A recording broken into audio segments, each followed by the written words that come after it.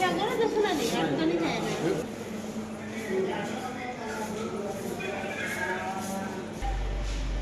Hello friends, Rajdeep Sneha ব্লগে তোমাদেরকে অনেক অনেক স্বাগত। তো ফ্রেন্ডস, আজকে সকাল সকাল আমি আমার বড় ভাই মেজদা আমরা রেডি হয়েছি শিলচর যাওয়ার জন্য। আর আজকে আমরা শিলচর যাব ডক্টর দেখাতে। আর অনেক দিন ধরে আমার মেজদা বা পায়ের মধ্যে অনেক বেশি প্রবলেম হয়েছে, তো সেই জন্য আজকে ডক্টর দেখাতে নিয়ে আসছি আমাদের শিলচর এসএন অর্থো কেয়ারে। তো এখন আমি চলে যাব ভিতরে। আর ভিতরে গিয়ে প্রথমেই আমি একটা টিকিট কাউন্টার থেকে টিকিট নেব।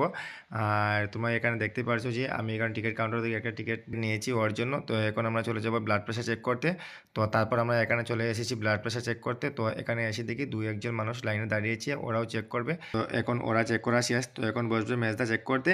তো তারপরও বসে গিয়েছে চেক করার জন্য। তো এখন চেক করার আগে ওখানে বয়স, নাম ওইসব লিখতে হয়, আর কী প্রবলেম হয় সেটা এখানে বলতে হয়।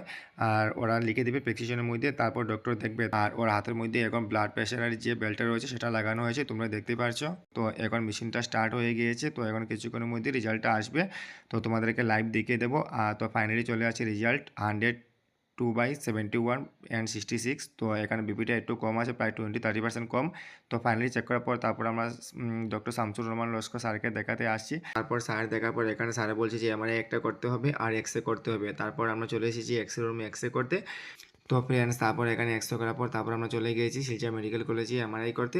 তো এখানে এমআরআই করার আগে আমরা আউটডোরে যে কাউন্টার রয়েছে সেখান থেকে আমরা টিকিট করে নিয়েছি। তো এখন আমরা চলে যাব অর্থোপেডিক্স ডক্টর চেম্বারে। আর এখানে এমআরআই করার আগে ডক্টরের সিএল সিগনেচার, পারমিশন ওইসব নিতে হয়। তারপর এখানে ডক্টর চেম্বার যাওয়ার আগে এখানে একটা কাউন্টার ছিল, সেই কাউন্টারের মধ্যে ফর্ম জমা দিতে হয়। তো ফ্রেন্ডস, তারপর ফাইনালি আমরা চলে এসেছি ডিপার্টমেন্ট অফ অর্থোপেডিক অস্থি বিভাগ চেম্বারের পাশে।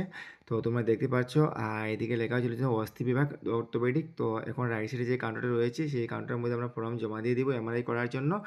তো তারপর এখানে দেখতে পাচ্ছি যে আমি দাঁড়িয়েছি ফর্ম দিয়ে। তো এখানে দাদার নাম, অ্যাড্রেস ওইসব লিখে দিয়েছি। তো চলো এখন আমরা চলে যাবো এমআরআই রুমে। আর এই দেখো তোমার এমআরআই রুমটা এদিকে ছিল এমআরআই রুম। তো চলো আমাদের আজকের ব্লগটা আমরা এখানে শেষ করছি।